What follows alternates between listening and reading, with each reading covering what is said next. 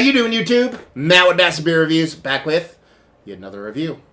A little bit of Imperial Porter, milk porter, with coffee, cinnamon, maple syrup in the form of Kane Brewing's Sunday Brunch. Yeah, super excited to give it a swirl. I've had this beer since its inception. I've had it every year, but I've never reviewed it. I kind of realized that. I kind of looked back and I was like, wow, man, I never actually popped one of these off. So, yeah, picked one up.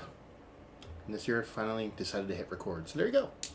Cool story. Anyway, let's dive into it, see what she's got. As far as what the label says, new label, different than their past ones. This is Kane Brewing Sunday Brunch. It's a 9.2% alcohol Imperial milk porter with rook coffee, maple, and cinnamon. And that'd be that. Like I said, label-wise, it's new. Cool. I used to have the kind of more scripty kind of text to it. You can see some other people have done reviews that you can look at it on there. Just go googs it, but they're kind of doing a departure away from that. I think it's because I think a lot of their scripty stuff was maybe Belgian-ass stuff, and this is not in that line. But I could just be making porky pies. Anyway, I dig the label. New bottle shape too. Kind of dig that. So let's give this sucker a whirl. Let's see what she's got. It is July 16th. It is, this just came out yesterday, and it is brutal hot outside. Nothing says brutal hot like an Imperial milk porter with coffee and maple syrup. Yeah, look at that head. I mean, that is malted malt ball in color, and it is what dreams are made of when it comes to creaminess. You could sleep on that all day. It is pretty tight compact bubbles, sans a couple of stragglers. There's a huge, gigantic one in the back here that's really cool. You can see it. You can see like this deep into the beer. It's kind of fun. And it should be dark. There's so much coffee on this beer. I can smell it from here. I got a fan like blowing across here because of how hot it is, and try to keep it low so you guys don't get pissed off because of the sound. But yeah, I can still smell wafting coffee. Yeah, but she looks like a big, rich, deep, dark beer. I mean, what are you gonna do? Let's see if we can get a nose on her. Oh, yeah. Okay. Maple syrup coffee coming through. I mean, the cinnamon's there. It's a little bit further behind nose, though. The coffee's huge. Nice, big, bright, roasty pop. I mean, it's gigantic. It's in your face. That maple is just behind it. Very semi-sweet. I was going to go very sweet, but very robust semi-sweet kind of maple syrup. It's kind of like a not super sugar-added kind of maple syrup to it. Everything smells very caramelized, like everything's been toasted together, as opposed to just being maple syrup and coffee that's not kind of toasted together. Almost like you threw it in a pan and kind of caramelized everything, threw a little bit of that cinnamon on top, and there's a little bit of roasted malt in there too, so the beer's still alive in here. It's just not adjuncts. Yeah, big, bright, popping, and that's the word that keeps popping into my head. Is that it's presenting itself. It's fast. It's quick. Even though it smells cohesive and rounded, the nose it's like it's fresh. It's not stale. It hasn't been sitting around for a while. Super desserty, absolutely out of this world kind of robustness. So yeah, like I said, it's 90 degrees outside, 100% humidity. Perfect chugger. Cheers.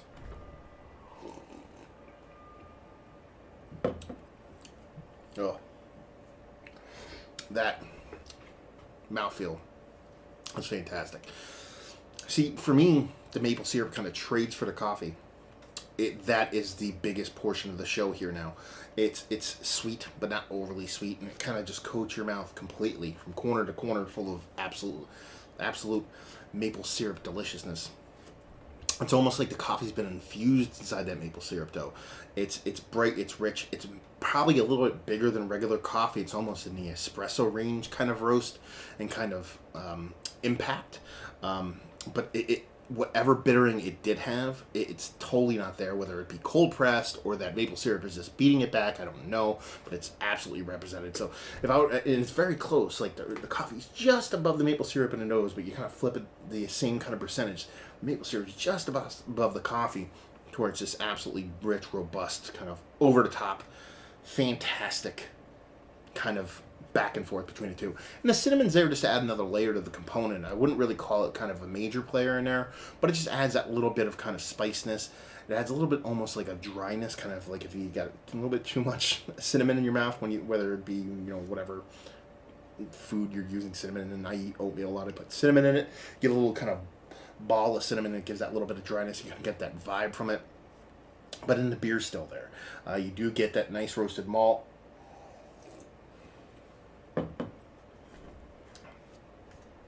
That I would say probably more bitterness coming from the roasted malt than the actual coffee itself.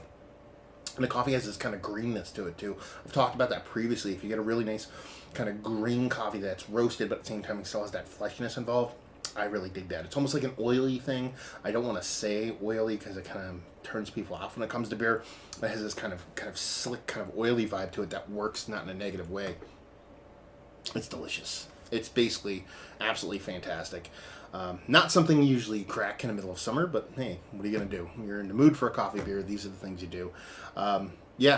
Absolutely delectable stuff. One of the better beers that I've ever had from Kane. I'm still a sucker for their anniversary series. I love it. But this is up there with the rest of their stuff, the Antides of the world, the anniversary stuff. It's just that delicious, absolutely fantastic. And it's not barrel aged. That's the crazy part about it. It almost like you kind of think it's like a barrel aged beer. It's that robust of one of them. But it's the same thing you get from your Hunapus of the world and that kind of stuff when it's not barrel aged.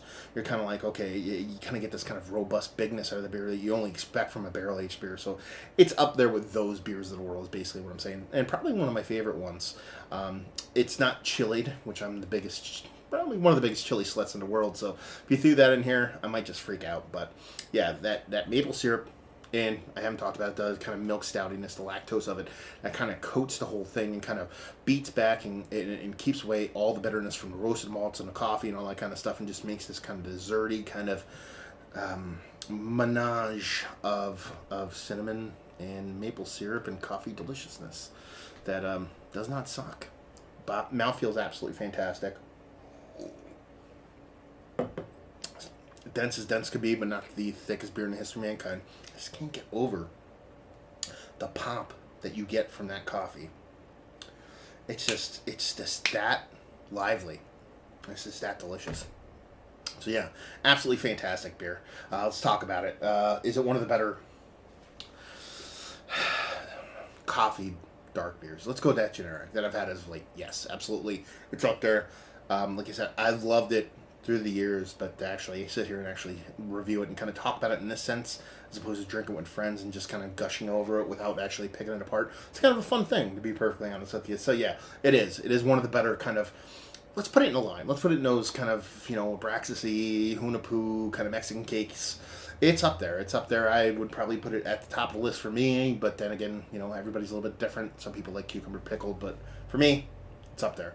Value availability, $16. And I think they raised the price. I think it was like $12 or $14 last year. $16. Fuck. I would buy all this all day for $16. Kane's prices have always been fantastic, especially in their 750 formats. Let's see, brewery only. They do the releasing, but they always do the release thing right. They're one of the breweries that I actually applaud with their releases. They don't do any kind of pomp beforehand. They don't do any kind of sneak peek kind of elusive kind of cryptic messages. They just open and they go, hey, we have this beer today, come get it. I'm a big fan of that kind of release, because what you're doing is, one, you're not being pretentious, and two, you're actually, you're giving the locals a shot to get the beer before everybody else, because unless you're going to go there and line up every weekend, which people do, which is how I got this beer, because my buddy Steve does that, line up every weekend hoping it's going to release. It's awesome, because then it gives the locals first dibs. And end it with, if you like what we like this. If you like beer, get that generic. If you like adjunct beer. If you like coffee, definitely coffee. Coffee, maple syrup. Maple syrup and coffee are two big ones for me. Throw chilies in it where you have the trifecta. But they're, if you like coffee, maple syrup, if you like well-made beers, if you like big dark beers, if you like Imperial porters, because that's what it is. It's not a stout. It has that fluffy porterness. And if you just like good beer, because that's what this is. So there you go. Another review in the books. Hopefully you guys enjoyed it as much as I did. Down there, words and stuff. If you have anything to say about the review or me or the beer or anything. Massive Beers, all one word. All the social media outlets if you want to check me anywhere else. And hopefully you guys enjoyed the review. Hopefully enjoyed a nice Sunday brunch right now. And hope to see you next time. Cheers.